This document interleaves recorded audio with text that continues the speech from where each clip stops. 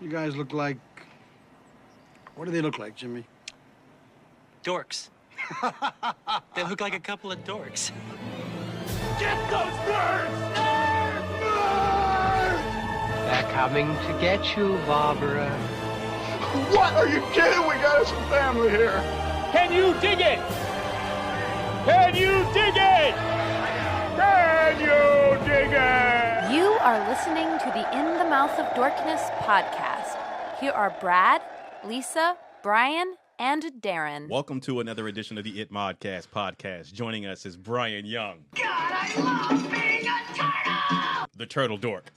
Well, I'm the dashiki smoking that licky. 10 freaky girls inside the chin ticky.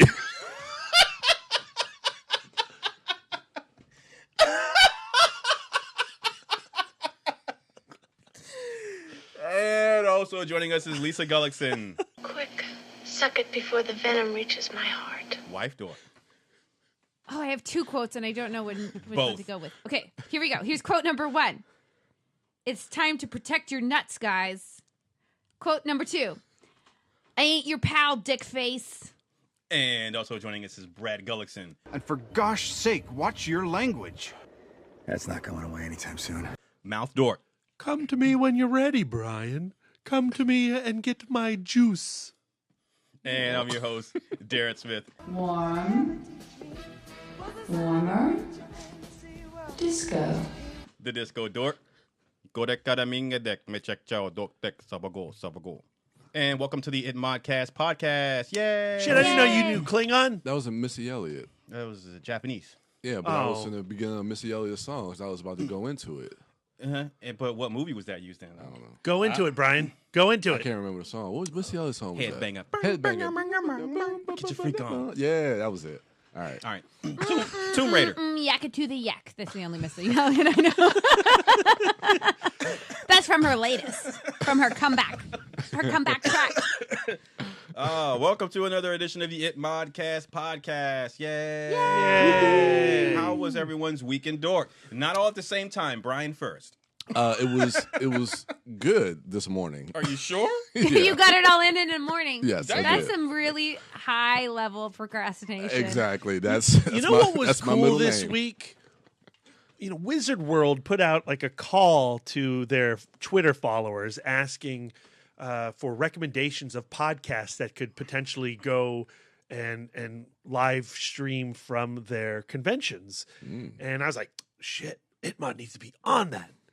And, I did a call out to the Dork Army, and we had a bunch of people tweet at Wizard World Nice. and said, you guys need to bring Itmodcast in. Now, we didn't get the level of responses that some other podcast shows that are maybe a little higher profile than we are. But I was profoundly moved by all our listeners, all our friends who took to Twitter and, overloaded Wizard World with their gifts. So that was Thank you all my so highlight. much. Yeah, Your thank checks you. are in the mail. They are going to bounce, Yeah. but it's the thought that counts. Yeah. Yak it to the yak. Brian, what did you do this morning? I thought we were going to go round robin and we all get to say how our weekend dork was. Well, isn't that what Mine our weekend was dork great. is, He Lisa? said, okay, fine. He said that we were going to go around and then say it and then do our weeks in dork. Let's do that. Mine was great. Thank you, Darren. Well, you kind of did. Did you do yours? Did you say yours was Brad's was great too? Yeah, mine's always great. Mine was better than Brad's. He saw Geostorm. Yeah. Spoilers. Take that. Brian, That's life now. Yours being the least greatest. You start first. God damn it, Lisa. Put probably- my whiskey down. You should pour two. Probably the least greatest, but a hell of a movie I saw. Wheelman. Yeah! Finally saw it. I'm caught up. I'm part of the in crowd. What's it like to feel like you were at Fantastic Fest but on a little screen? I made it, mama. Yeah. I mean, it would have been nice to see this on the big screen, but still, nonetheless, it's a hell of a film. So this stars Frank Grillo, and this is a film that is, I think it's the first film out of their production company that it has with Joe Carnahan. It most definitely is. Called War Party. I think that's the name of their production Yep. company, and it was directed by Jeremy Rush, which I know you interviewed him. Yep. And you also interviewed Frank. Did you interview Carnahan or no? No. Yep. No. He gave me his popcorn though at Fantastic Fest. Oh, man. I held it for like 2 minutes. You don't still have it? No, I tried to like put some down my shirt, but they were watching. Could you get it on the plane? No. Yeah, so this man, Wheelman, I've been hearing you talk about this movie. All you guys talk about this movie for the last couple of weeks since Fantastic Fest. I know, Darren, you were kind of lukewarm on it, and Brad, I know you said you loved the film. And so, knowing that I'm a huge fan of Joe Carnahan, and this felt like a movie that would be something that would be in my wheelhouse, I was kind of somewhere in between, still excited to watch it. So it premiered this Friday. I got a chance to watch it this morning. It's been a long weekend. So I was like, I got to see this movie because I did not want this because I've been hyping it up so much.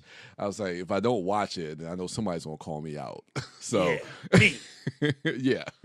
So went ahead and saw it this morning. I got to say, this movie is intense. And it's a nail biter from beginning to end. And it's a brisk 1 hour and 22 minutes. An 82-minute film. So it goes by really fast, and it starts with a punch, and it never lets go. And I love the beginning where you really see, and everything that you were saying about everything that happens inside the car, and you get different angles, and just around the car, you don't really get a lot of exterior shots. And I felt like that way of filmmaking really kind of lends itself to being in that vehicle with Frank Grillo's character. It also lends itself to a Netflix movie. It does. But at the same time, I loved it on the big screen. Okay, that's what I meant to ask. But on the big screen, it felt incredibly claustrophobic. So I have not watched it yet at home. But see, that's interesting to say because I feel like there's a lot of films that feel claustrophobic but still have a cinematic presence to it. Whether you're talking about a movie like Locke or any of these movies with just one character where they're in a car the whole time. Well, like Locke, though, that feels as like a stage play. That feels very, very claustrophobic. It feels very, pun intended, locked in. Yeah. Whereas Wheelman felt cinematic, and it feels more experimental in its photography than Locke ever did. Absolutely. But that's one thing that I really liked Jeremy Rush because it felt like he was being experimental with the way he was telling his story. And it feels like he's really kind of calling back to a lot of, I think you mentioned this before, a lot of those 70s kind of gritty, like Steve McQueen type of movies like Bullet.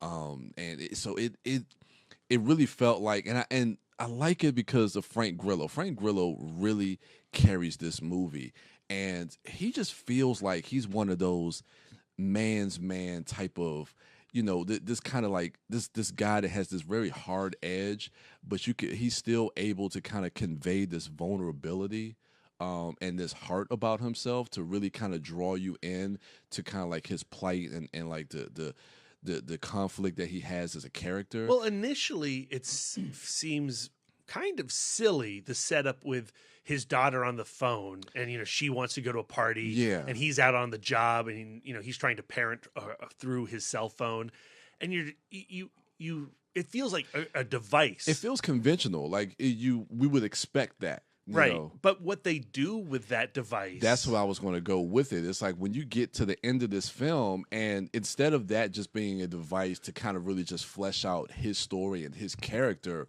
they become part of the film. They become part of the narrative, him and his ex-wife, Jessica. And it was interesting to see how that kind of progressed through the film with him talking to Katie on the phone and then him talking to the handler and him knowing all this stuff about him, and then trying to get his daughter out the house, and his daughter driving, making sure she knows how to drive the car, and then seeing where that goes when he leaves his other car behind and meets up with her. I really liked how the screenplay draws the characters that were introduced over the phone into the reality of the climax. Yeah, and that's what I appreciate about this. There's something that I've never seen before in a film like this, because like you say, the voices we hear on the phone usually just stay there and we're focused in on Frank Grillo's character, but to bring all these different characters in, especially the character of Clay, with him talking to him, and the overall plot kind of gets a little convoluted because of the whole bank robbery. We learn that he has a debt that he owes to the West End guys that protected him in prison. But then, Clay has another deal with like the Philly mob, and we don't know if the money that he stole from the bank was from the West End. So that gets a little convoluted. But even if you just kind of strip that away and just focus on Frank Grillo and his character and him trying to really race against the clock to kind of save his family and then trying to kind of sift through all this, everything that's going on in this one night. To me, I just thought it was just a compelling and thrilling film. Now, Darren hasn't talked about it much on the podcast, but I've had a chance to talk with him outside of the Dork Cave. And I know one of his issues was that the one voice you really don't ever get to meet is the villain. The handler. Yeah. And I don't know. I mean, was that your overall frustration with the movie, Darren? No, I wouldn't say my and I don't even think it was really a frustration with the film. It was one of the things that I noted that affected, I guess, my overall enjoyment of the film. For me, why I don't sing it as high praise as Brian or you do is because, actually opposite of what Brian just said, like I just didn't feel that the story was compelling enough. Like it just didn't grab me initially to pull me in. I was actually kind of turned off by that thing that you mentioned in the beginning where it's him parenting over the phone. Right. Like so because I didn't do it like you. Like you said, initially when you saw that, you were like, "Oh, okay, I see what they're doing. It's just gonna be, exposition about him and rounding him out, and it's a family man and trying to be an estranged parent or whatever over the phone." But then, like, once it pulled that character on the other end of the phone into the story, like you were, okay, I see what they're doing now. That's pretty cool. Like, well, for me, because I didn't buy into it initially, because when that happens towards the latter part of the film with the daughter and everyone else, I wasn't hooked. It just didn't stick with me. And Brian's not wrong. I mean, Frank Grillo is great. Actually, like all the performances in the film are great. Garrett Dillahunt. I mean, it's always great to see him pop up in movies. And who's the other guy? Shea Wingham. Shea Wingham. He's always great in whatever he's in, and it's always great to see him on screen and pop up and stuff too. But just I don't know if it was because I saw this at Fantastic Fest, no secret. So I don't know if it was a combination of that being the whatever film in that day that I saw, and I just because Brad, I mean, you can attest, like you, at some point you just like everything shit just starts blending, emotions. You sit down and you're watching Blew My Mind, and you're like, "F this movie, I hate it." What the fuck? So, but so I don't know, so I don't know if it was that or if it was genuinely the fact that because the story of Frank Grillo and him, being caught up in this complicated plot, but then also, trying to be a parent, and then how that bleeds into the complicated plot. Because that didn't grab me, I think, from what I can remember, I remember going, okay, well, if I'm not invested in the story, let me at least pay attention to the storytelling or the filmmaking, the technical aspects of it. So then I'm looking at all that stuff, and we've talked about that before, about how the movie's shot and about how there's a lack of exterior shots of the car and everything's kept tight. So then I'm thinking about all that stuff, and then it felt like, because I was approaching it from that angle, because I wasn't as invested into the story, so then I'm going like, well, for me, it just felt like, okay, I saw like, I don't know, like it just felt like it was, I don't know, I just felt contrived, like, okay, they were just trying to, okay, now I'm looking at it as a means to, let's just tell a story that just takes place in a car and have this guy be in this car this whole night and shoot the movie like this. Then I was looking at it from that perspective, which is not a good perspective to look at it, admittedly. I know that. But again, because when the movie opened, within the first 5 or 10 minutes, because I wasn't like, oh shit, I like this dude, or this guy's interesting, like something's up with him, like what's going on there? Because that never happened for me, I was able to be further distance from the film. And I'd be curious for you to revisit it at some point after you give a little distance. And I'm really excited to watch it on Netflix. I do remember though what I remember most about the film.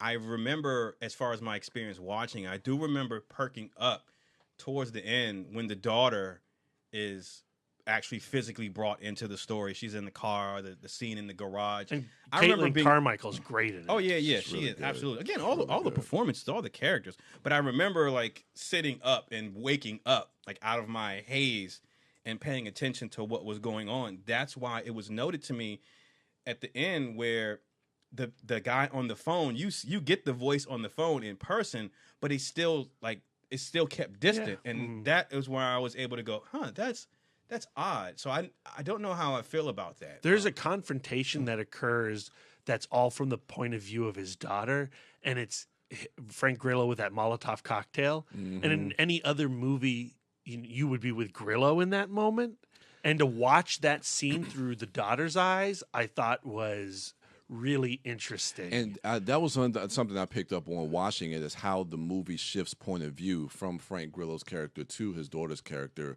when you get to that third act. So, but that was something I noticed too, was how you switch that point of view and watch it from her perspective. Yeah, that's cool. She was only 12 years old during the really? filming of this. Yeah. Wow, she was really good in this movie. I liked her. I liked her a lot. Yeah, and again, going back to Frank Grillo and just him being kind of like this hardened guy that really could just bring the heart and emotion through in his characters, man. That last shot, that last moment when he's looking at his wife and his daughter reunite at the diner, and it just stays on him, and it's just almost like this sense of relief and satisfaction that he was able to save his family. And you get that in just that look from him. It was just like, I just thought that was just really powerful. We were talking, I think it was on the last episode or maybe the episode before that, about debut filmmakers. And I'm just so excited to see what Jeremy Rush does next. This was his first? This is his first film. Interesting. Okay. I think it's a hell of a statement. I think also as the first film for Carnahan and Grillo's War Party, it's really exciting. You know, they got The Raid coming up. They've got a TV show coming up for Netflix. Oh, they do.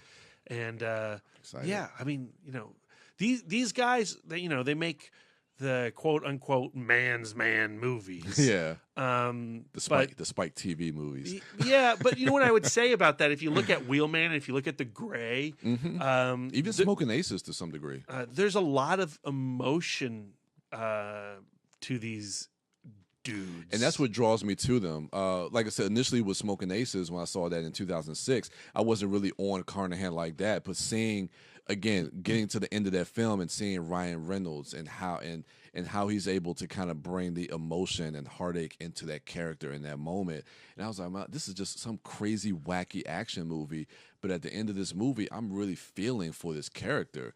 And I think that's a testament to who Joe Carnahan is as a producer, director, a content creator, and the type of films that he's interested in making. I had to turn a corner on that in Smoking Aces. Like, I remember initially liking the movie, but like that ending, I never initially, like, I didn't like that ending. Yeah, I still don't know. But now when I watch it, I dig it. I mean, I dig Reynolds' performance in it. That's right. Yeah, absolutely. And it's consistent with that character throughout that movie. Granted, he's not always as melodramatic throughout the rest of that movie, but the script and the relationships don't call for him to be. Like, when Ray Liotta's alive, they're, it's me and Brian on a stakeout. Like, we're cool. Like, we have our friendship, we have our ebb and flow. But then when tragedy strikes that character, then Reynolds, I believe, reacts appropriately. He's a by the book guy. He's a stern guy, and then shit goes haywire, and the people that he's working for are lying to him, and he unravels. So his response to that at the end is no more as far fetched as all that crazy people pulling masks off and all that crazy shit. I mean, I don't know. I turned the corner on that. So I really dig what I mean. I guess it goes to what you're saying as far as they're these guy films, these bro films or whatever, but Carnahan infusing character. I mean, even with I don't think Gray, they're necessarily bro movies, although bros do dig them. dude. Smoking Aces is a freaking bro movie if I ever seen one. I mean, I might give you Smoking Aces. I don't know if The Gray's a bro movie, and I don't know if Wheelman's necessarily a bro movie. Is the A-Team a bro movie? Yes.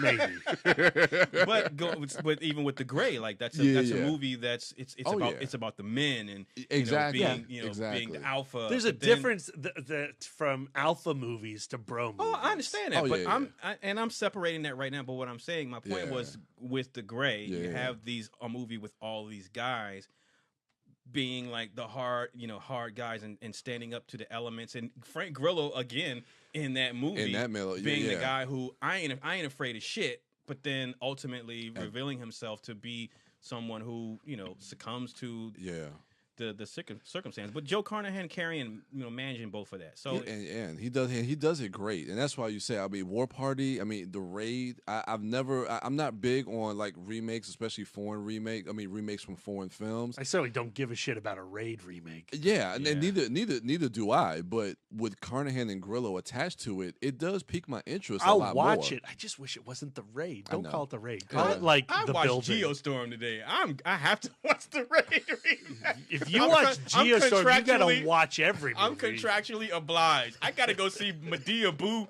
Halloween 2 because of that shit. I'm seeing Boo 2, man. Oh goodness. Boo 1 has its God moments. damn it, Brad! You saw that? Yeah, of course I did. Oh my goodness. You haven't seen Boo 1? You know what? Just because of that, I'm going to go with you when you go see Here's Boo the disappointing thing about Boo 1 based on the trailers of Boo 1. Boo 1 looked like a straight-up supernatural movie, but what you learn is that the supernatural elements in the Medea universe weren't actually supernatural. It's like Scooby-Doo, right? It's just costume. Yeah, it was super disappointing. I wanted Medea going up against zombies. No. Yes, that's what I wanted. Maybe for Boo 2, we get that. What we were denied in Boo 1. They'll save it for Boo 3. Here's the last thing I wanted to say about Wheelman. That's crazy. We got to Medea through Wheelman. I'm always like 2 steps from Medea, Darren. I'm one left turn from talking about Boo. I wrote a piece on Wheelman this week, and car chase films as a subgenre. And I loved writing this article, by the way. I really loved it. But when One Perfect Shot tweeted it out, there's an image of Frank Grillo, and he's got the AK through the door. And someone on Twitter said, "Oh, great.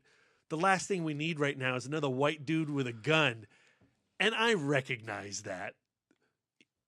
Carnahan is not the director of the moment.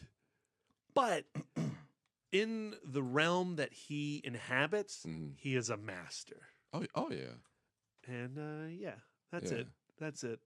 Yeah, so definitely check out Wheelman. It's on Netflix now. It started streaming on Friday, October 20th. So it is available to watch. So please check it out and show some love and show some support for Frank Grillo, Joe Carnahan, and War Party. And white guys with guns. And white guys with guns. Oh, damn it. No. Damn it. No. We don't need more white guys with guns movies. But I like them. No. I know. I'm a white guy without a gun, and I want one. Oh, no. Lisa! Yeah? Guess what? Is it my turn?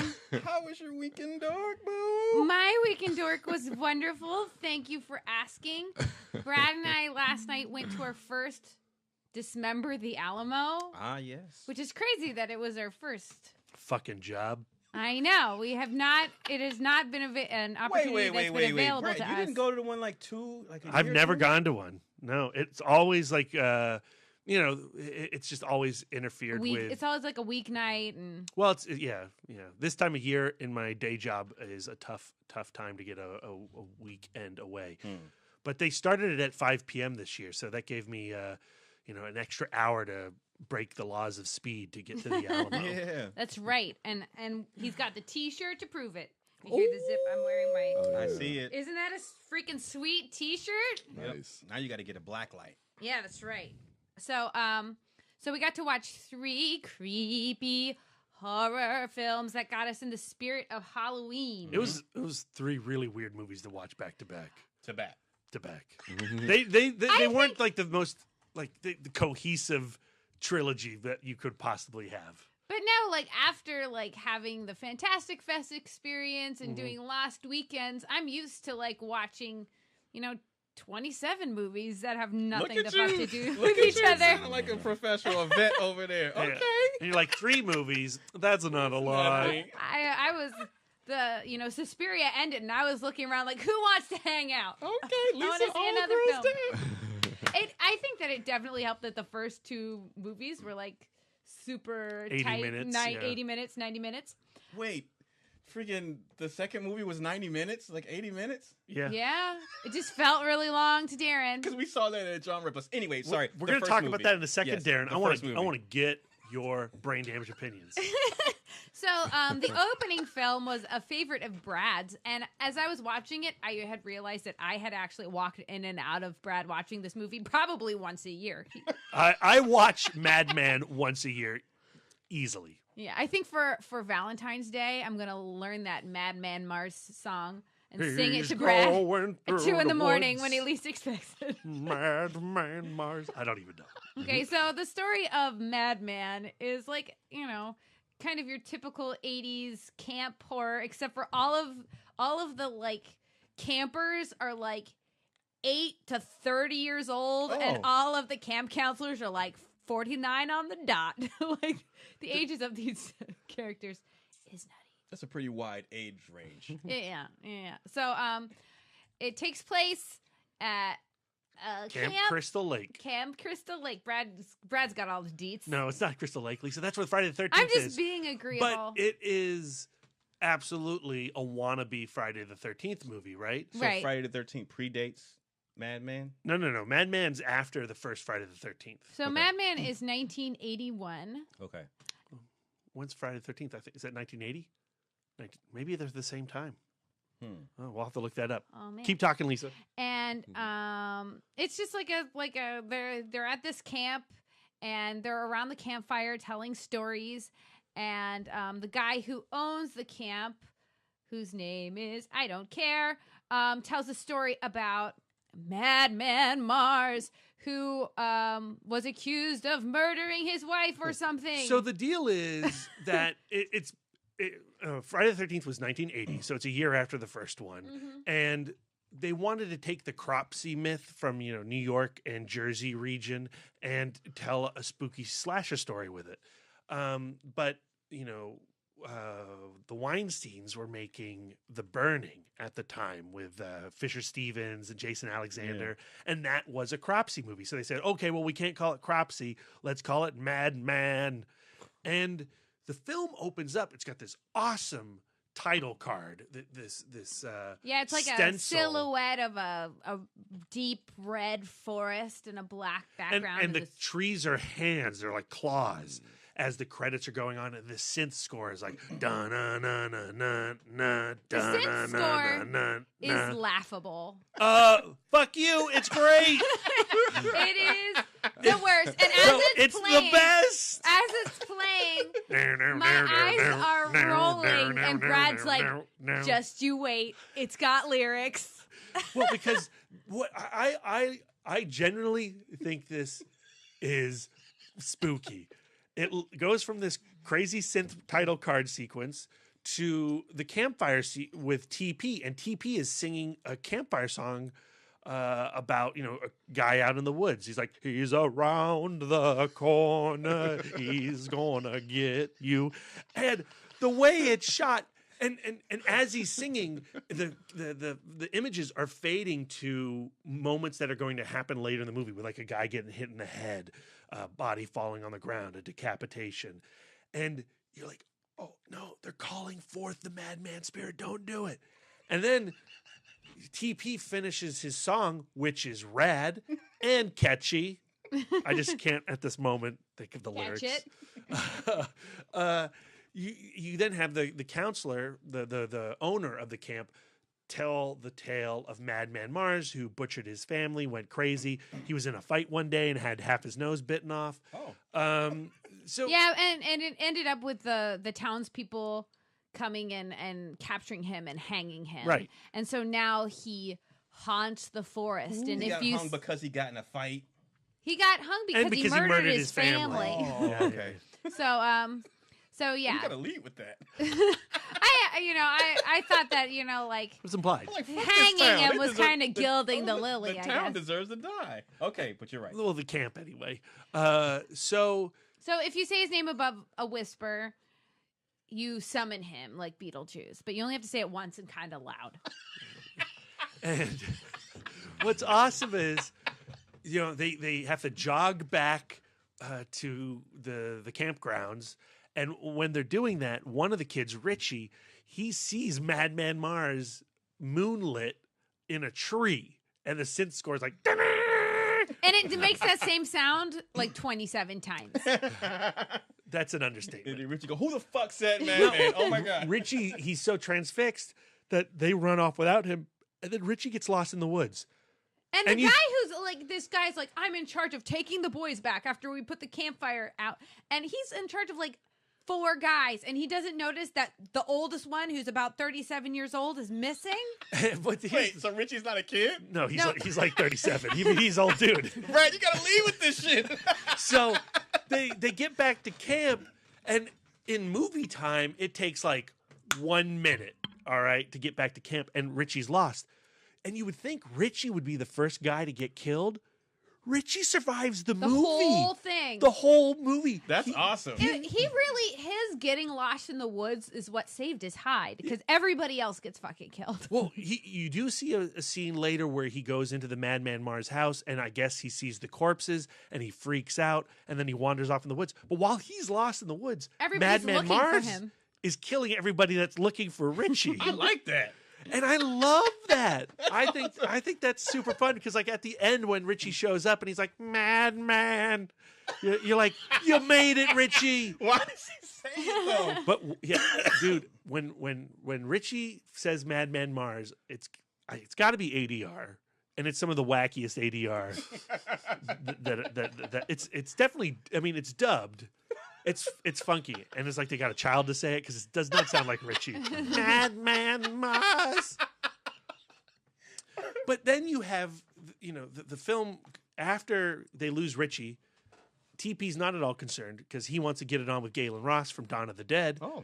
And it's the greatest sex scene in a movie, Lisa. It's the greatest sex scene / synchronized swimming scene, because it takes place in this hot tub. And their overture to their sex act is just doing rotations around the hot tub. It looks like they're slowly being flushed down the toilet, and they're just giving each other bedroom eyes and circling. It is so bizarre. And then when they finally start like making out a bit, it's really lovely. Wait, and you get to see his Are butt. they moving or the camera's moving? No, Both. they're literally circling and the camera is panning. But they're circling and rotating, right? Yeah, So they're like on teacups? Yes, yeah, yes, exactly yes. like the teacups. I'm so glad we're painting this picture for you. So they're spinning each other around they're spinning around each other like teacups. Then they finally meet, and there's a little bit of making out. And then the way that their sex scene ends is they come out of the water embracing Like dolphins. And embracing, and then she laughs and says, "You didn't let me finish." Because he's going down on her underneath. Apparently, but But she was also underwater. You can't do that in a jacuzzi. I can't. You shouldn't do that anywhere. You'll drown. Yes. Well, in water. All right. Yeah. I got now. I have to see this movie But because so I'm all kind of. we did miss an essential element to TP's character. Oh yeah. Before he steps into the tub and he disrobes and takes his pants off, you get to see his belt buckle, and it's like a big giant fuck off belt buckle that says TP on it. Yeah. It's his And you name. get to see his butt. dope. You do get to see his butt. Yeah. So that's a plus. Um. Then there's Stacy, Yeah. who plays the recorder. Maybe every scene that she's in starts with her playing 2 notes on the recorder and then stopping. There's this shot where she's randomly in a dry docked boat playing the recorder. And you're to like, herself, I guess. What are you doing? But only 2 notes at the recorder. It's very easy to play the recorder. I mean, like, as far as like bad slasher movies go, there's so much enjoyment in this movie. But again, to get back to the original, the title card into that campfire sequence, I think it's a generally creepy little montage or slasher montage over a camp song, Lisa. Is there an exploding head in it? Oh. There's a couple beheadings. There's beheadings. There's two. No, I feel like Nobody gets. There's a shotgun, but nobody gets their head blown off. God damn it! I think. No, you're thinking of the other movie. Oh, okay. That we Sorry. watched. Like I said, we saw 3. But yeah. Anyway, Needless you to loved say- it. 3.5 Oh yeah, stars. and then there's the girl who plays Ellie has Muppet mouth. So she, as she's being attacked, you know Muppet mouth, where it's just like whenever you open your mouth and tip your head, you just look like you're smiling. So she's being murdered, and she's got a bad case of Muppet mouth. She looks like she's smiling the whole time. It's bizarre. So that was how many stars did you give it, Brandon? 3.5 stars. I gave it 2. Madman also looks great. You get to see him a lot. Whenever he prances through the woods, he has a synth. Yeah, he has like these brown hobbit feet. Yep. That are so clearly shoes. Like they're like those like what are those? Are they like Gex or something? What are those shoes? Crocs? Like the running shoes that are shaped like feet. Toes? Yeah. It's like that, but like hobbit. Hairier and with longer, grosser nails. Yeah, brown feet. And then he's got a scary face. He's got a beard and a slash, and his one hand, it looks It's like got a huge scar in it. Yeah, but it looks like his meat underneath his skin is bursting forth. That's through pretty his gross. hand. It's great. His hand is gross. I'll give him that. And he pulls that axe out of the stump. Yeah. All right, best kill in the movie. I think that it was Stacy, who she got killed when she was fixing the inside of the truck. She's handy. She's fixing the inside of the truck, and Madman Mars jumps on the hood and beheads her. Oh. And so her body falls down dead. But the payoff is really later when Ellie and the mustachio gentleman, He they're looks lovers. like Oates from Hall & Oates. Yeah. Or is it Hall? He looks like Hall from Hall & Oates. Richie, TP, and Mustache all look like different versions of the same dude. Like they could play brothers in another movie. Like the casting director clearly had a type. Were they ever in the same scene together?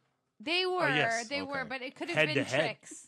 They could have been visual tricks. But anyway, Madman Mars drags away Stacy's body. Oh. And so then Ellie and Mustache are trying to get away.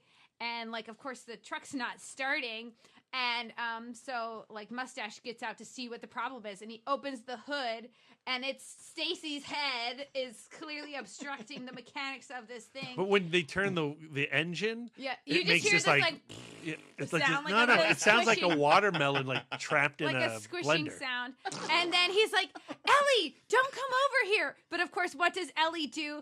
Muppet mouth. Ah! You know, it's fucking great. It was great. I think Best the kill. best death is actually TP's death, where he's out looking for Richie, and Madman hangs him, slips a noose over his neck, and then drags him up. But when the noose runs across the bark in a rapid rate, because Madman's pulling so hard, you get the synth chainsaw effect. It's like, and TP's hanging, but he's like trying to pull himself up. He's like, he's like holding on to the I know how branch. gravity works. As long as I like pull myself up, I won't hang. And then Madman Mars comes over and just grabs him by his feet and pulls him dead. All right, that's awesome. That was pretty great. So I mean, we could have gone home after that. That was such a But great we movie. did not. Great 4K restoration of Madman, thanks to the folks at Vinegar Syndrome. Yeah. There were sometimes like these like almost like purple scars Yeah, on the, what is that there from? was wear and tear. Just wear and tear. Yeah, I don't know the science of it. I'm not a magician.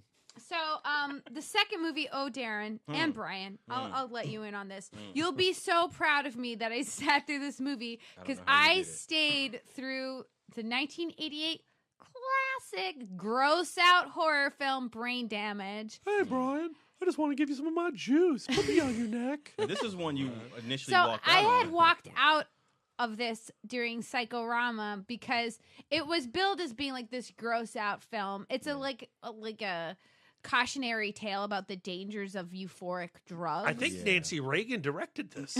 You definitely get that vibe. I was just like, Crack is whack. I'm guys. just gonna say no to everything now. Definitely slugs on my neck. There's Requiem for a Dream and then Brain Dead. Yeah, this would be an extremely effective double feature. Yep.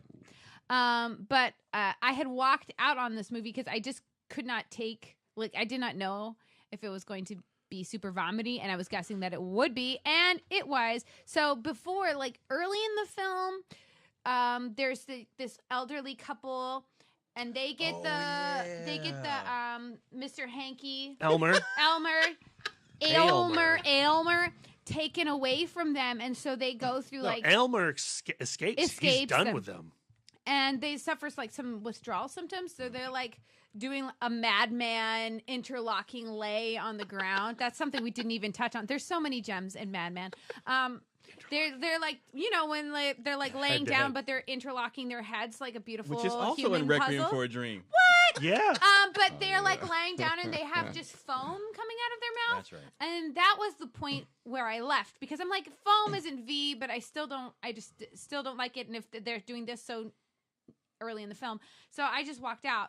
But later I talked to Andrew, our friend Andrew, whom we often hang out with at Alamo Winchester, and he mentioned that it almost was a V-free movie until like the very end. So I knew that most of the movie was going to be VF until the very end, and so I just figured, like, well, when it starts to feel like shit's wrapping up and there hasn't been V yet, I'll just start closing my eyes randomly and just hopefully I'll miss it.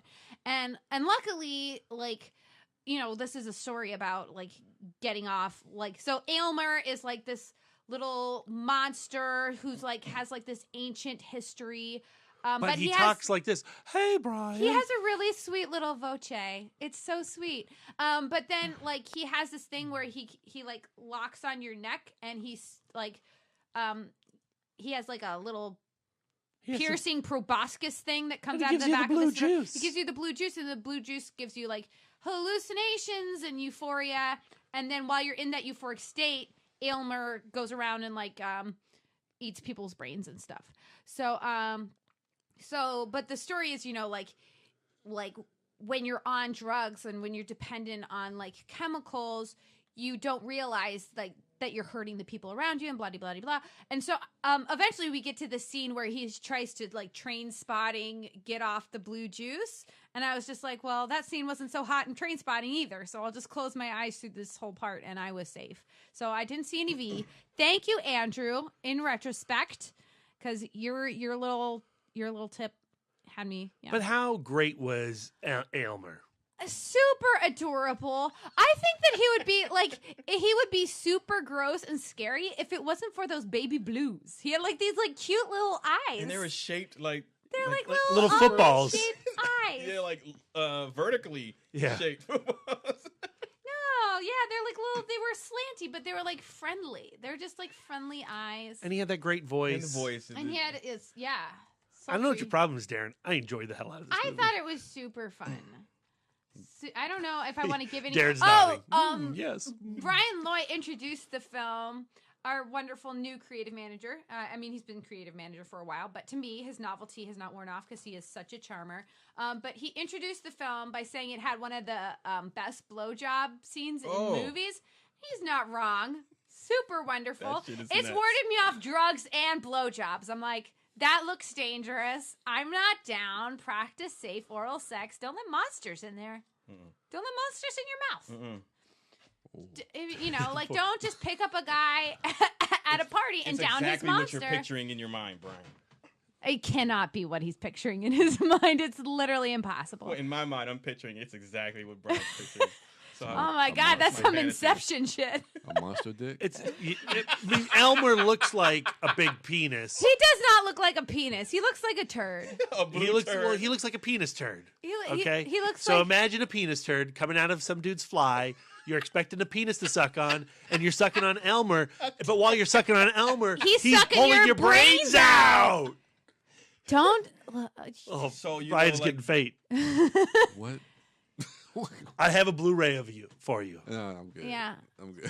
It's Arrow Video. It's got a lot of special features. Serves her right, like taking advantage of this guy who's clearly under the influence of something. And she knew it too. And she knew it. She was, she was just trying to get some sweet stuff.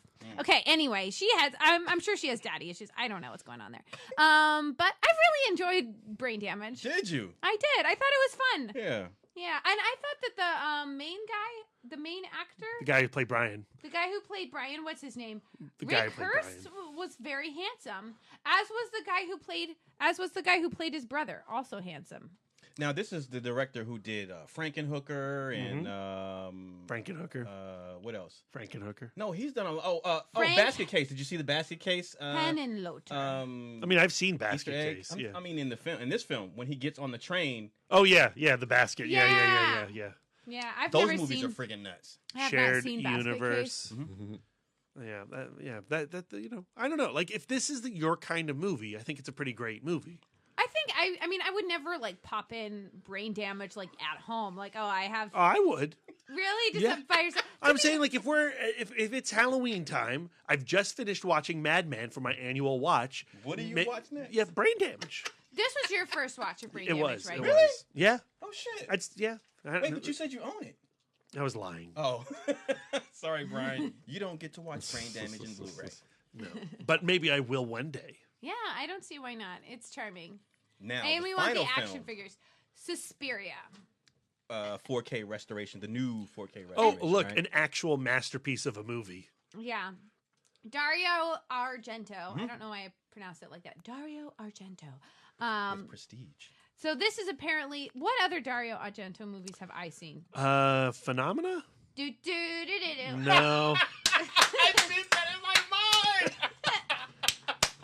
I've seen Once Upon a Time in the West. He wrote that. No. Well, yeah, that's not really an Argento movie. know if I've seen Tenebrae, one. Bird with the Crystal Plumage. I don't think you have either. I think this is my first Dario Argento film. Congrats. And This is I a good found starting it- point, I think. I think It's absolutely, everybody's starting point. in terms of like me, like it's a 1977 film, visually stunning. What did I tell starring- you before the that credits? it was such a Lisa movie, and it totally was, starring Jessica Harper from Phantom of the Paradise. And so I just felt right at home looking at her beautiful face. And yeah, it was absolutely stunning. You liked Suspiria? Yes, I loved Yes, Suspiria. okay. I really enjoyed it. Yeah, So the story is that Jessica Harper is a ballerina. We never actually see her dance. We see we see her on point for like a half a second. I want to know if she's actually a ballerina. No. She's not actually a ballerina? I think she's actually a rock star. Yes. So she is going to this super exclusive and somewhat mysterious dance school. And when she arrives there, there's this woman running out and muttering to herself in this panic. And she doesn't know what's going on, and she can't get into the house. So she goes and she stays at a hotel. She shows up the next day, and it turns out that girl was murdered. And then other mysterious shit starts happening at the dance school. And Jessica Harper can't do anything about it because she is being treated for some like mysterious illness that she comes down with in the beginning of the film. And so it's just kind of an unraveling of this mystery that's happening at the dance school. But for me, like, just it like visually it reminds me a lot of like Umbrellas of Cherbourg, where it's just all about like this high contrast, high pattern, lots of color, and like, oh my god, and the sound. So the music was done by a group called Goblin, and here's my impression of Goblin. It's all like orchestral with like mouth sounds, and that's An electric guitar. An electric guitar, and talk about like claustrophobic because it was so loud. And when it was like when Goblin was not playing, then it was mouth sounds or silence. So when the music would start, it was just oppressive. I love that in the movie when Jessica Harper lands in the airport or exits her plane, goes through baggage. You know, she sees the exit, and when she sees the exit, it's from a distance. You get some wistful Goblin music, and you're like, "Oh, what's over there? She's going to something that's her adventure. Go that way." And then it'll cut back to her, and it's like back in the airport, no music. And then cut to the door, oh, whispering music, adventure. And then she steps out that door, rain cracks, and the sky opens up, and Goblin just like fucking and you the Alamo Kurtzky cranked it, right? Like Fury Road levels. Yeah. And it hits you in the chest and does not let go. It was oppressive. In the best way, though. Yeah, especially because, like... You're like, choke me out. When you're using, like, mouth sounds in audio, like, that's, like, such an inherently intimate thing. Listening to somebody's breath. Yeah. Listening to somebody's, tongue. You know what I mean? It's just, like, such an intimate thing. And then for it to be so up against your ears, and then, like, visually... the sound is taking up way more space than it should be in this huge set. So there's like this cognitive dissonance of like these, because the dance school is so huge and so open, and you never see a ceiling. Just everything is just so high, The only time you see a ceiling is when people are falling through it, or maggots are falling through it. Yay! Yeah, so like just everything looks so big and then feels so tight. Yeah. It's just confusing. Also, a very young and stunning Udo Kier. Yep. Baby Kier. Yay. I could just curl up and sleep in those green eyes. So it is interesting, being an Italian film from this era, everybody's dubbed. Mm-hmm. And so it is beautiful baby Udo dubbed by like the most like wonky American accent. And you're just like, no, that's not Udo. Yeah. Let Udo speak. Yeah. But it's a really fabulous movie. It's beautiful. It's easily Argento's best film. And while it is everybody's introduction to his cinema, it almost does a disservice because no other movie of his lives up to the quality. Yeah.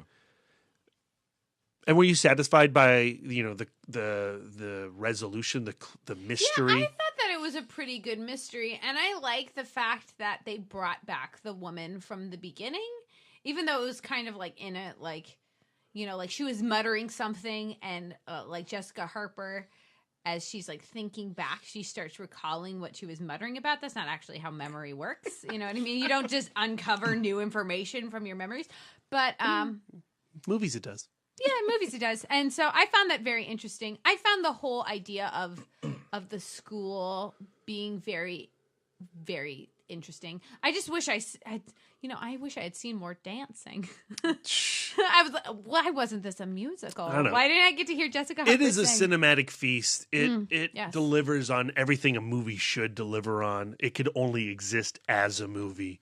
There's a lot of questions left hanging, like what's Albert's deal? And that 4K restoration that Synapse Films has done. Transfer? I mean, it's the Lord's work. It took 2 years, and you can see every painstaking man hour and woman hour on it. Because even without a restoration, that movie, like you said, Lisa, just the contrast in colors and how they pop. I mean, the movie is visually striking. I can't even imagine like what that presentation is like on the big screen in 4K. And Lisa talked about Madman and how you could see some of the scarring on that restoration. Yeah, they cleaned it all up for Suspiria. It was crystal. Yeah, that's awesome. It looks like a liquid painting. Yeah, absolutely. So, I'm already looking forward to Dismember the Alamo next year. I was a little stressed but I thought that opening with kind of like goofy. I don't know, I want to go back to the idea that these movies really don't gel together.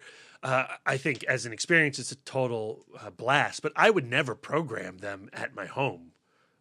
Like Madman and Brain Damage are very different types of horror films in quality, but also in tone.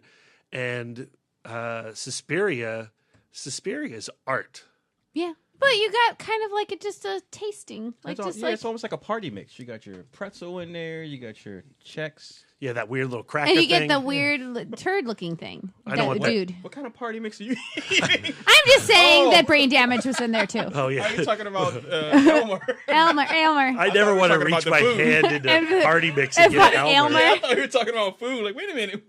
There's some crosstalk for you. Okay, so that's it for your Weekend Dork, Lisa? Of course not, but I will stop talking and give the floor to my beloved. Well, Lisa wanted to talk about on Friday night. Yeah, Friday night. Yes. We went out to the Warner Theater in D.C. to see Tom Hanks and Ann Patchett in conversation. Tom Hanks has a new book of short stories out called Uncommon Type. And each story, to one degree or another, revolves around a typewriter. Tom Hanks is obsessed with typewriters. I don't know if you knew that about him. You should check out his Nerdist podcast. He talks about it more. Apparently, he has 200 antique typewriters. 250 is what at his home. But that's a big fucking home. But he says he has them on shelves. He doesn't have a typewriter room. He's not a weirdo. And to be honest, I'm like, you're Tom Hanks. You only have 250 antique typewriters. This is your passion. I have like 8,000 Blu-rays behind Brian over there. If I was Tom Hanks and I like typewriters, I'd have like 1 million. I'd have a typewriter house. Maybe there aren't that many antique typewriters left. Maybe he has all the typewriters. I mean, he does talk about the fact that you have to rotate these typewriters in his home because if you leave them to sour, they will deteriorate and be unworkable. And he does own like proper, true antique typewriters as well. Anyway, the real interesting thing about this conversation was how the moment that really sparked my interest was Ann Patchett asked him to talk about the parallels between writing and acting, and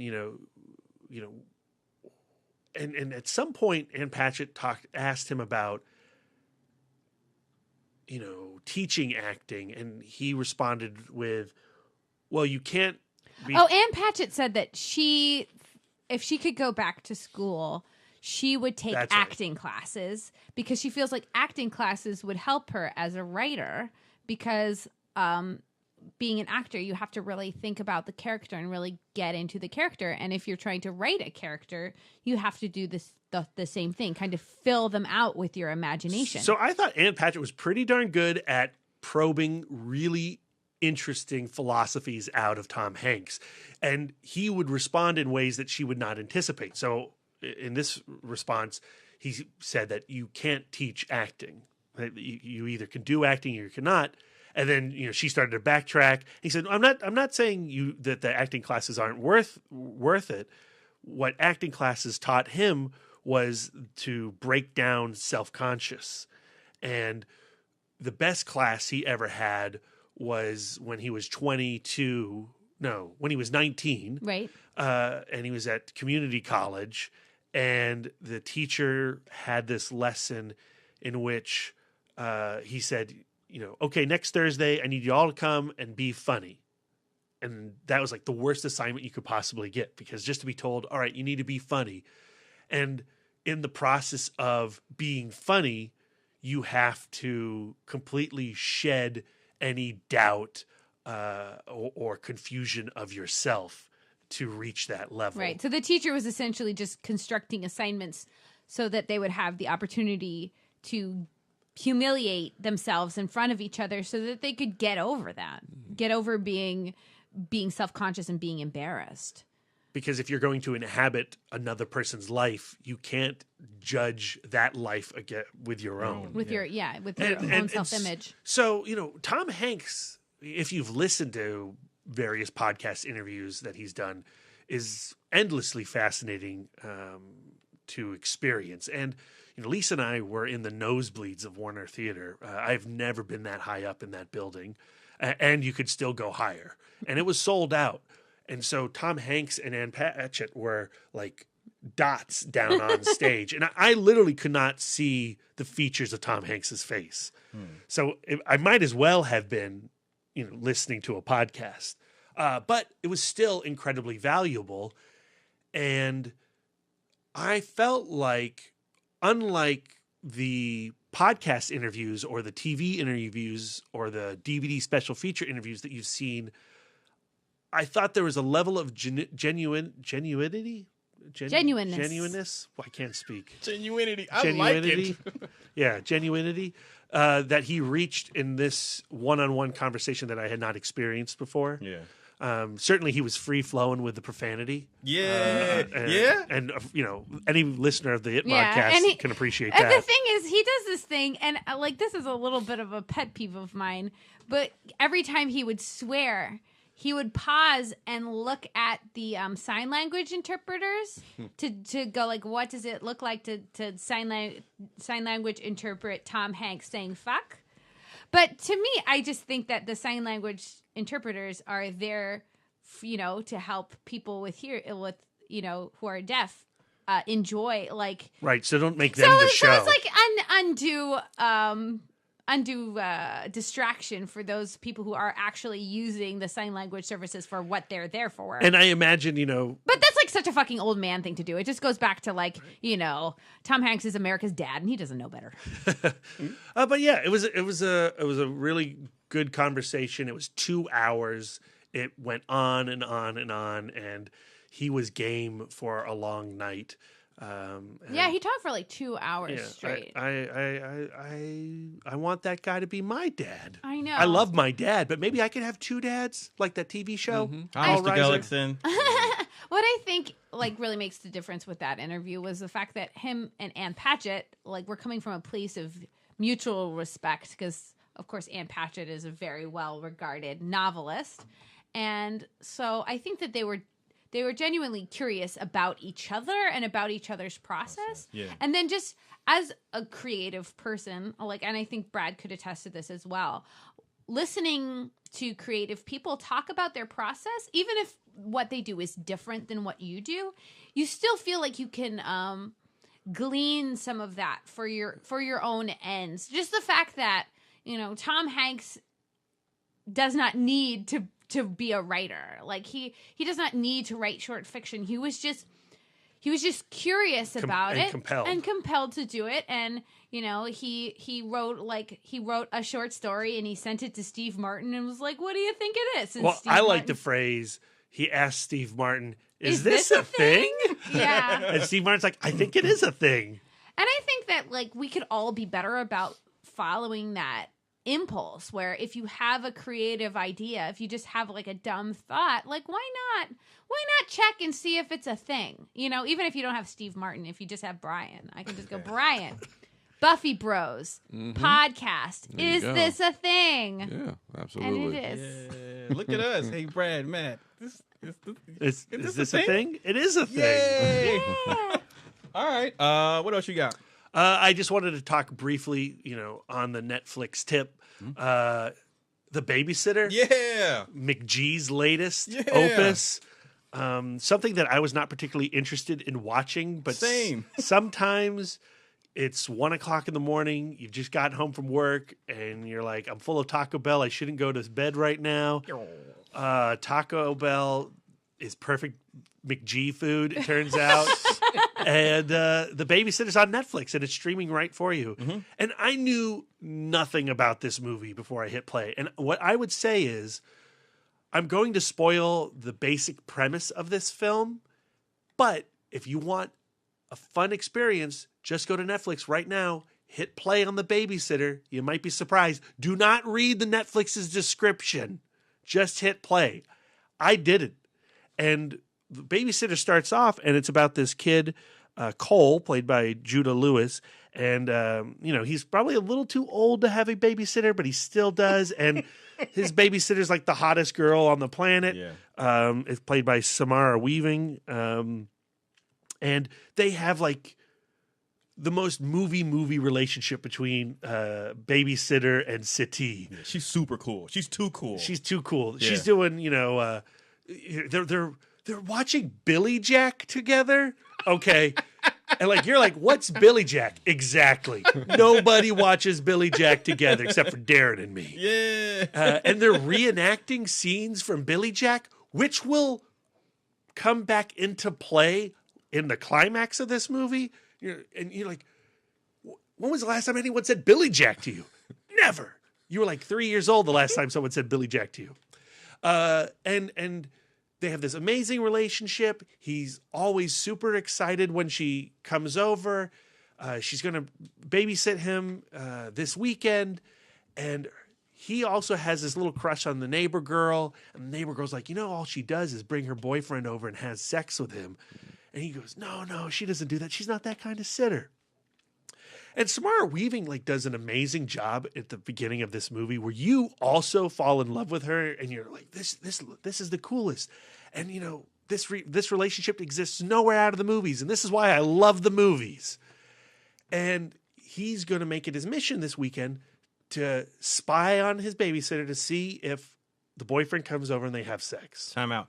Did you fall extra in love with her when they did the pick your crew? Of course, and it's like Captain Picard and Captain Kirk. As soon as that happened, I was like, okay. And Xenomorphs. I thought about Brad. So I was totally invested in the relationship, and I did not expect the turn. So he's put to bed. She invites some friends over. She invites, I don't even know what their names are. The jock, the cheerleader, the goth, and the nerd. The archetypes. Yeah, and they're playing Spin the Bottle. So when he creeps down, he doesn't see them all having sex. He sees them playing Spin the Bottle. And, it's truth or dare whenever the bottle lands on you. Oh, dare. I dare you to kiss everybody in the circle. And so she agrees. She goes around and kisses each one of the members in the circle. And then... And she does it really nice, like a real hot babysitter would do it, with a really individualized kiss for each person. Like she's really thinking about you when she kisses you. Right, yeah. Right. One guy gets a lick. And they get to the nerd, and she's being very giving with the nerd. And you're like, oh, this is so nice. she's the sweetest to the nerd. I am not putting myself in the place of this adorable boy. Yes. He's just in his shell. All he needs is a blonde bombshell. Yeah, that's all he needs in his life. And then she puts 2 knives in his skull. Like rabbit ears. Rabbit ears. Yeah. And you discover that these other people in the party are some wannabe Satanists, and they want to do this blood sacrifice. Once you're doing blood sacrifices, you're no longer a wannabe Satanist. I think that you're into... They've graduated to being Satanists? Yeah, straight up. Okay, all right. So they're Satanists, and they're doing this blood sacrifice, in which once the knife gets pulled out of this poor dweeb's head, it erupts in a geyser of blood. Like 2 bunny ears. 2 bunny ears of blood. And they're filling up their cups, and they're going to drink the blood. And if they drink the blood and they say the right words, they're going to, they're going to get their deepest desires. They're going to become a famous actress, or blah blah blah. And of course, poor Cole, he's traumatized. The coolest babysitter on the planet turns out to be a Satanist, not a wannabe, not a full-on wannabe, Satanist, straight up. And she needs his blood to complete this sacrifice because he's virginal, innocent, right? Yeah. And the rest of the movie is him combating these evil teenagers, the prepubescent versus the pubescent. And it's crazy violent. Mm-hmm. Heads blow up, Darren. Oh, yeah. I know. I texted Darren after the head blew up, and I was like, Darren, there's a head explodes. Mm-hmm. And he's like, I'm watching it right now. Mm-hmm. And it is the most McG movie you could possibly experience. And, going back to our Wheelman conversation, and the last thing that the world needs is a white guy with a gun. The last thing we need is the babysitter on this planet. It's such a wet dream of a movie. It's McG saying, I wish this was my 12-year-old self. And it's Brad watching it going, I wish this was my 12-year-old self. But as such, as an entertainment, I had a lot of fun with this silly, cheap movie. Does it succeed at the very, very end? Is it all around high fives, 4 stars? No, but it comes close. It's really cute. I really dug it. Yeah. I was surprised. I didn't think I was going to. Here's the thing. One of my pet peeves are the things in movies that I don't like, that just aren't my bag, that'll turn me off, is I hate cults. I hate satanic cults. I just don't, not even because I have a personal history with it or whatever. It's on my list of things, like when hideouts and layers crumble at the end of movies. I hate that shit. I just hate that shit. So cults are they're on that list too. But having said that, this is the movie was so entertaining to me that I was able to overlook that. And so the young lady, the babysitter, I was like, she's so familiar. She's so familiar. I just saw her recently in a trailer for Mayhem. Your boy Brian, Stephen Yeun. Stephen Yeun, Glenn from Walking Dead. He's got a movie. Yeah. Well, she's the lead in that. I mean, she's also in 3 Billboards. Oh, cool. Which I haven't seen yet, but I'm looking forward to it. Not because of her, but because it looks like a good movie. But now also I'm interested to see her in the film. But I like the little stinger type thing at the end. To me, that I'm just so glad I didn't know that relationship was going to turn that way, because in the first 15 minutes, their chemistry and the charm of her is so intense that when she puts those knives in that nerd's head, I was hurt like Cole was. Well, I did not have the luxury of going into it not knowing that there would be a turn. I didn't know what the nature of that turn would be. I just knew that at some point that kid's going to end up tied up to a chair and the babysitter standing in front of it. It's like one of the images on Netflix is like when you pull the movie up. So that I knew, but I didn't know if they were going to be because we're fucking with you, we're going to do a prank or whatever. I just knew that the kid was going to be tied up and she was going to be antagonistic at some point. But having said that, even knowing that, when that happens, when the knives go in the head, I still felt disappointed because of the relationship between the girl and the whole time I'm thinking, like, how can they work through this? Like, how can they work through? How can they get past this? But then shit just kept escalating, and I was like, all right, ain't no coming back from this. They still, even still at the very end, there is a second where you're like, she's still cool. Me too. Yeah. Oh yeah. Well, that's why the stinger thing. When the stinger thing happens, I was like, yes. Yay. yeah. Because before that happened, I was like, oh, I was kind of bummed, but that happened, and put the exclamation point. It was a cherry on top. So pleasant surprise for me. I don't know. I started this year really down on Netflix movies, and I kept anticipating one like Okja. I was so excited for Okja, but for whatever reason, Okja just didn't work. And then we went to Fantastic Fest and we saw Gerald's Game, Wheelman, and 1922. I liked all of them, loved a couple of them. And then I watched The Babysitter and I really liked this. And it's like, and then Netflix says they're going to do 80 movies next year. I think what's happening is they're finding their footing. Because if you look at some of the earlier endeavors, stuff like Spectral that they did with James Badge Dale, and they had a couple of other films, but that kind of fell flat. But I think with the films that you've mentioned, especially the ones that have come out this year, again, I think that they found their groove, and they're realizing that there's something there for them if they put more effort, not necessarily more money, but more effort into the scripts that they choose. And they are starting to put a few of them in limited theatrical runs, which I appreciate, because I still feel like they play even better on the big screen. Going back to Brian's Wheelman watch, I will say, my feelings about the film aside, seeing it theatrically, Brian, is something that, because you like the movie so much, it's sad that you didn't get to watch it theatrically, because sonically, that movie it just adds an extra layer to it. And I would say the same thing about Gerald's Game. Oh, and absolutely. Even though Gerald's Game takes place all on a bed, being able to stare directly into the face of Carla Gugino from the second row of a theater as she's monologuing to you, you connect to that character's plight in a way that I don't on a small screen. I've been hearing things about that movie. You haven't you haven't watched Gerald's Game yet? No, I was about you to, like and it, then I think. saw like somebody was like people was passing out. No. There's a scene that's pretty violent, and you can close your eyes during, Brian, but you should check it out. I didn't close my eyes. I've been meaning to see it. Gerald's Game's my favorite Netflix movie. You'll dig it, B. I think you'll get something. You'll take something from it. I think you'll like it. Yeah, I'll check it out. All right. What else you got, B? That's it. All right. I also checked out Babysitter and dug it. I've been doing a lot. It was weird. Like this was it Friday or Saturday? I was recommended some anime from a coworker at work, and so Crunchyroll is like the Netflix of anime. And they're like, this anime is on Crunchyroll. So because when I go to work on Monday, I'm going to see him, and he's going to be like, "So did you check it out?" I didn't want to say I didn't check it out. Well, I didn't want to lie to him because he's going to want to have a conversation about it. So I was like, you know what? Let me watch like the first 2 episodes or whatever. Because the anime shows are like 20 minutes long. And they pad that with an intro and an outro, you know. And so because they show on network television, so they have that for the television airing time. So I was like, well, let me just at least watch like the first 2 episodes so I can have this conversation with this guy.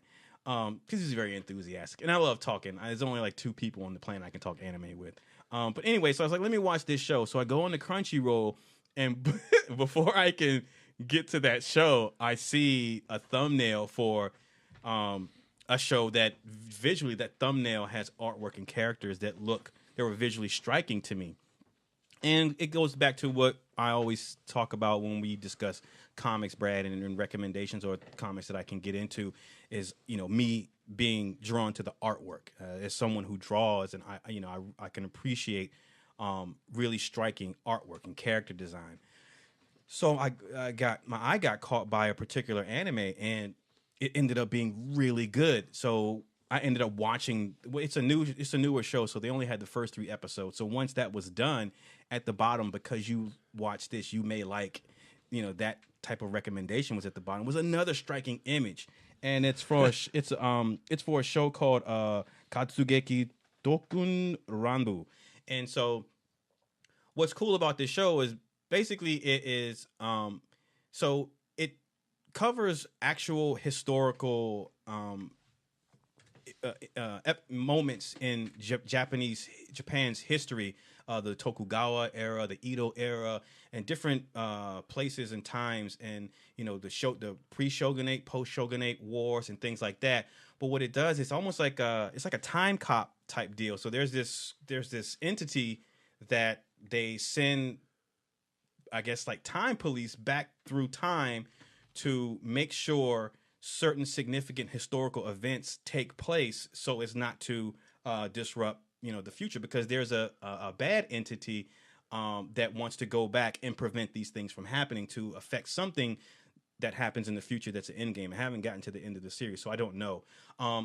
But I just, as a concept, outside of it looking striking as an anime, like it's a newer series, so like they have a bright colors, and they have this new animation style that a lot of newer animes are utilizing, where the colors pop and they infuse CGI, but not in an obstructive way. So if a character has energy coming off of him, that energy will be animated with a CGI technique as opposed to like hand drawn. But the actual character is a hand drawn character, and everything else is hand drawn. So anyway, it's a beautiful anime. But the idea that the anime touches on each episode, they're going to a different point in Japanese period, Japan's history in their period, to make sure a significant historical event goes without a hitch. And in doing this, these different units, the second unit, which is the star of the show, they're being put together for the first time. So they're learning about each other.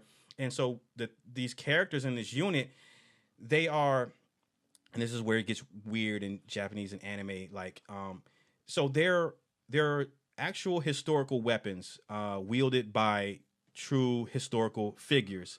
And the weapons in the series are imbued with actual personality and a soul. So the weapon gets put into a human form, and it's that human form that is going through time to make sure Japan's history goes off without a hitch. And so each episode will focus on what their significant goal, but then they'll also go into the backstory of that particular person / weapon. And in doing so, they'll examine what that sword meant to the wielder and what that wielder meant to that particular history, and the different complexities of, oh shit, if we go back in time, there's a possibility me in this human form might run into my master. How will I feel about that? And so it goes some really weird places, but character-wise, it's strong character work. Again, the animation quality is really good, and just on a concept alone, it's just a really cool concept. And so I found myself getting sucked in by that. Did you watch your friend's show? Actually, I did. My Hero Academia. So I will. I took care of that. So I watched the first 2 episodes. which is kind of sad because it's not as good as this other series. I mean, it's fine, and when I say not as good, I mean it definitely follows the your typical anime tropes of a young kid, new kid in school. It's almost like a high school version of One Punch Man. Like society, heroes are a normal thing in society, and now hero is actually a job. There are certain people in society who have been imbued with like superhero powers, and now it's like it's as normal as someone working for Google or whatever, or being a cop. And so it's this kid who he doesn't have powers starting out, but he wants to be a superhero. Comes into his own, has his powers. Now he has to go to a school to teach him how to use his powers, and so he can graduate and go out into the world and be a productive member of superhero society, whatever. So it follows like your typical Japanese anime, a young kid in high school tropes, but a special kid in a special school type tropes, because there are so many different Japanese anime that have special schools, like whether it teaches you how to be a superhero, a monster, a weapon that's wielded by another user. So I mean, so it's fine. It's a good show, but it's not. Because I've seen those type of shows before, this other one, Katsugeki, like it got my attention, and because it looks amazing, it looks way better. I've gone down that rabbit hole, but I did check out the 2 episodes for my friend, so I will be able to have that conversation. You're a good friend. Yeah. Finally, I just want to end on. Do it. I saw Geostorm. Yeah. And I gotta comment on that post from Benjamin on Facebook today saying, "Really?" And I said, yeah, and because we watch movies. Do you want him to bring up that Transformers movie again? No. Do ya? Well, here's the thing, like Ben, I like the idea of being in a movie theater. That's what it comes down to. Amen. Like more than anything else. Like I love the idea of being in a movie theater. I mean, I got so much shit going on in my life. Going into a movie theater does not make all that shit go away. Does not bring resolution to any of that stuff, but for 2 hours, a weight is lifted off my chest, and I'm in a place of comfort. I'm in a place of familiarity, even if the story that I'm watching is one that is unfamiliar to me. I'm in a safe place. I'm in a place where I'm not worried about anything. I'm in a place where I'm watching characters go through similar things that I'm going through, and I'm seeing them making it out alive, or I'm seeing them go through worse shit. And I'm like a geostorm. Well, at least like a lightning bolt isn't, at least the sky isn't falling on me. Fucking knock on wood. Right? But at the end of the day, like the idea of being in a movie theater appeals to me more than not being in a movie theater. So if the only thing out that I can catch in an amount of time that will allow me to watch the movie and get to hear the podcast on time, if the only thing is showing is Geostorm, then I'm going to be in a theater watching Geostorm. All right, Dean Devlin, put that quote on a poster. So now, having said that, the movie is shit. I mean, I'm not going to. I mean, and I don't mean it. And I mean, I knew what I was signing up for the moment I saw the trailer. That's why when we talked about it last week or whenever we mentioned it, that's why I found it so amusing and I laughed so much when I admitted that I'm actually looking forward to seeing it, because I realize how goofy and shitty that trailer is. I know what I'm signing up for. So for me, it wasn't a waste of time. It wasn't a waste of money, because also I use MoviePass, so technically I saw this shit for free. But I got what the trailer was selling, and actually that's one movie where what you see in the trailer is what you get for an hour and 40 minutes. That movie is what MoviePass was made for. Absolutely.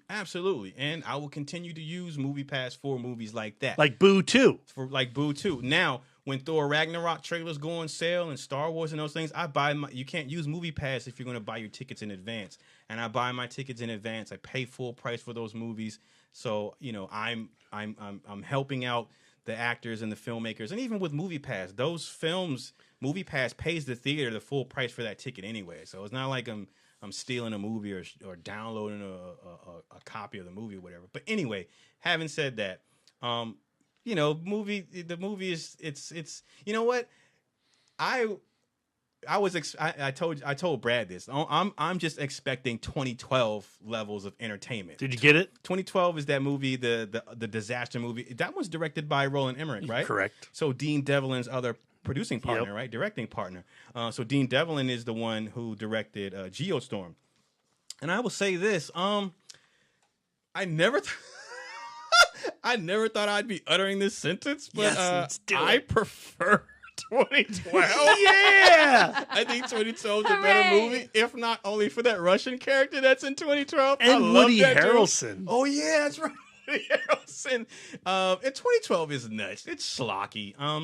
But Geostorm, like, and I wasn't expecting like a great script from it, but who's the main guy that's in Geostorm? That young Gerard kid? Butler? No. He's sort of the main guy, but the younger guy that's in the car with that Abby Cornish is driving, and Andy Garcia is like, you should marry her.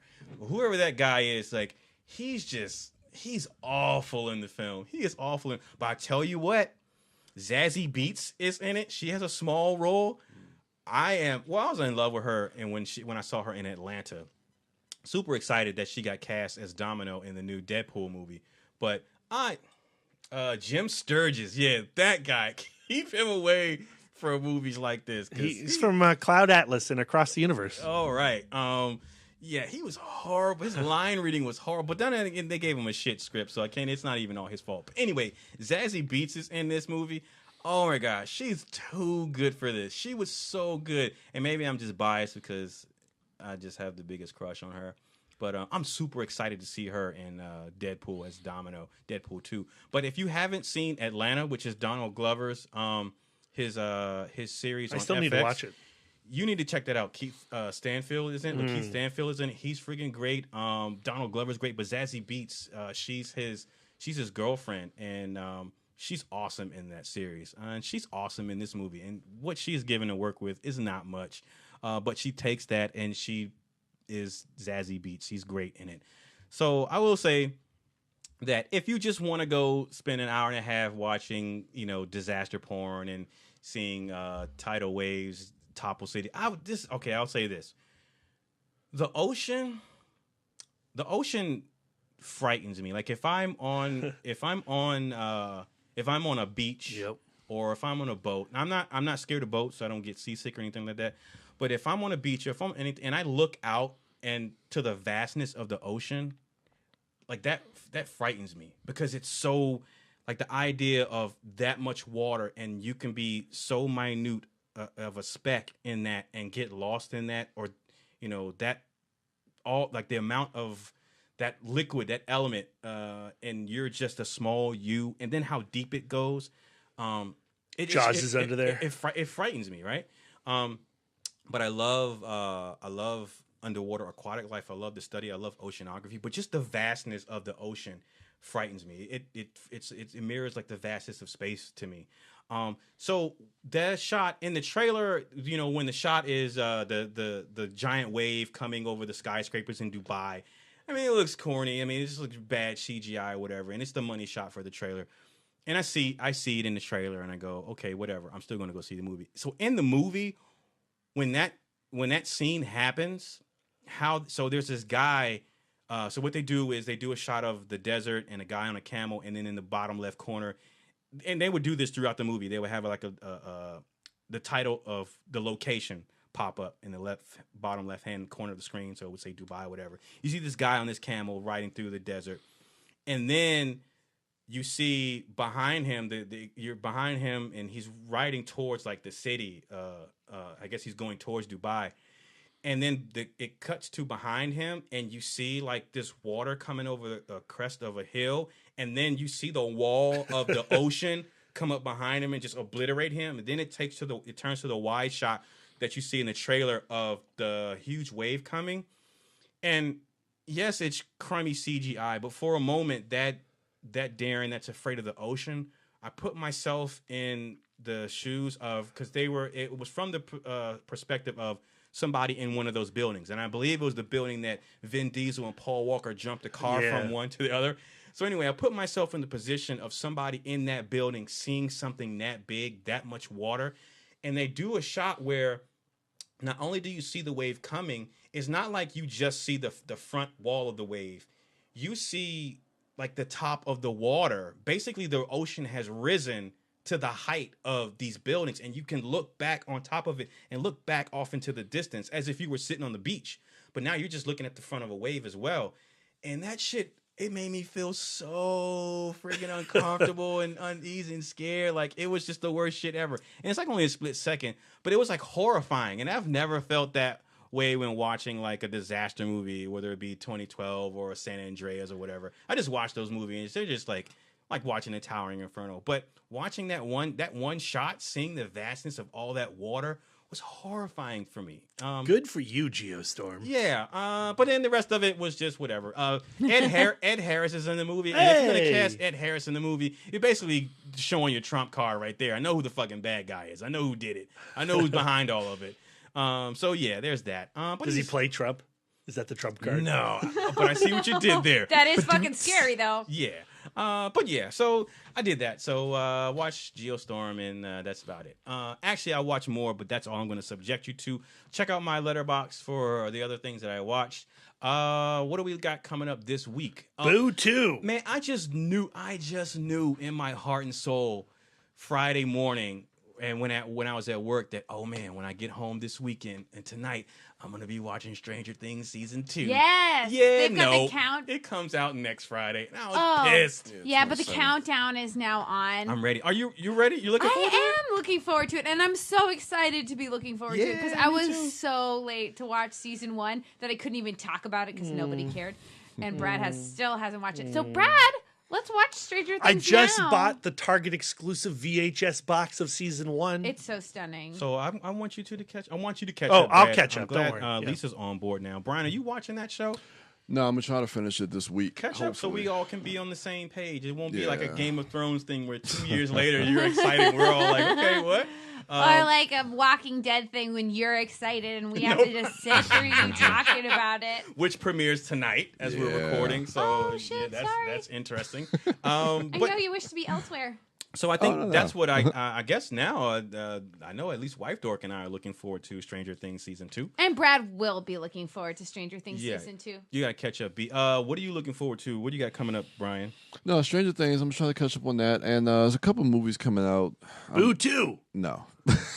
Medea Halloween. Suburbicon. Yeah. I'm interested in George Clooney, Matt Damon, and Thank You for Your Service looks interesting. I might check that out. Skipping it. I don't know. I mean, the trailer is it's a hard trailer to watch, but it's a good movie. I won't say it's, I haven't seen the movie, but it looks good. So Miles Teller.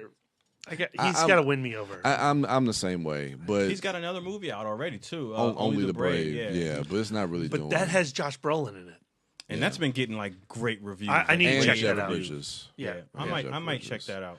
So I mean, outside of that, there's not really much next week. Just waiting for Thor 2 weeks from now. Dear Lord. Lisa. Yes. What are you looking forward to? Oh, goodness. Well, it's fall, so I'm rewatching Gilmore Girls right now.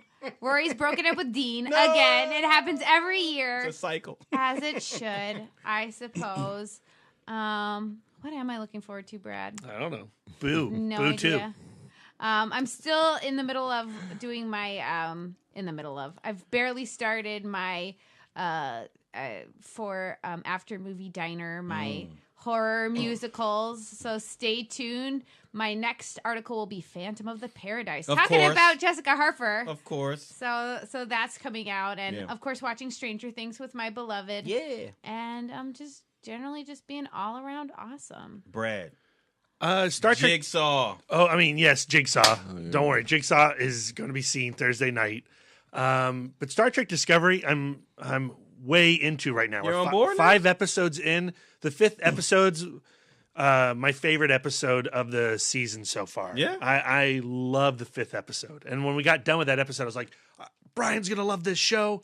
Oh, yeah. Darren's going to love this show. They got to get CBS All Access or borrow my pass. And I've bought Star Trek disco shirts for everybody here at the table. So we're all going to have our Star Trek disco shirts. Yes. He did. So you're all in? I'm all in. I'm All right. loving it. Oh, All wow. right. Okay. All right. I'm looking forward to Jigsaw, oddly enough. I don't know. Maybe I'll go back and rewatch the entire franchise. Yeah. Let's I do don't it wanna make together. that promise. I'm scared. I did it last year. Yeah. I love that franchise. I Yeah. don't care what anybody says. It makes perfect sense. But here's the thing: do you know if this is if it's a continuation? It's of a that? continuation, Oh, yes. so it's necessary. I should go back. And Well, I refresh. mean, it's definitely a continuation, but I think it's going to be one of those, reboot quills. All right. Reboot quills. Ingenuity. I guess so, because there's not a lot in theaters that this week that I can movie pass. I've pretty much seen almost everything, so I think I will, because I'm going to get the itch like Monday, Tuesday, Wednesday night. I'm going to get the itch to watch a movie, so I think I guess I'll do that. I'll go back and rewatch the Saw films. Film Club 3.0 on Wednesday is playing Walkabout, which is one of my favorite films. Okay. So we're going to go drive out to Winchester on Wednesday night. All right. So, listeners, you can follow the podcast at ItModcast on Twitter, Instagram, and Facebook. You can follow Brian the Turtle Dork at the Turtle Dork on Twitter, at the Turtle Dork 1 on Instagram, and at Brian William Young on Facebook. Lisa Gullickson is at Sidewalk Siren on Twitter, Instagram, and Letterboxd. Brad Gullickson is at Mouth Dork on Twitter, Instagram, Facebook, Letterboxd, and Untapped. And I'm Darren Smith, the Disco Dork, on all social medias. I think from here on out, what I'm going to do is I'm just going to put that in the description of the podcast. You know, we did that a while ago, and then because it's so easy. I think we're going to do that and just say on the episode, check out the description to follow us on social medias. no, you could just pre-record it and then tag it on the end. You're right. I like listening to you do it. I though. like It's Darren like- doing it. it's I don't like want Darren your- to stop. It's rest in peace, Tom Petty. It's like your Freebird. We've got to hear you sing it. Lisa, Tom Petty is not Freebird. Even so. He's free falling. Whatever. Rest in peace. And he won't back down. Because of that, I'm taking us out with Free Falling. That's going to do it for us. Thank you all for listening. Enjoy the rest of your week. And until next time. She's a good girl, loves her mama, loves Jesus, in America too. She's a good girl, is crazy about Elvis, loves horses, and her boyfriend too.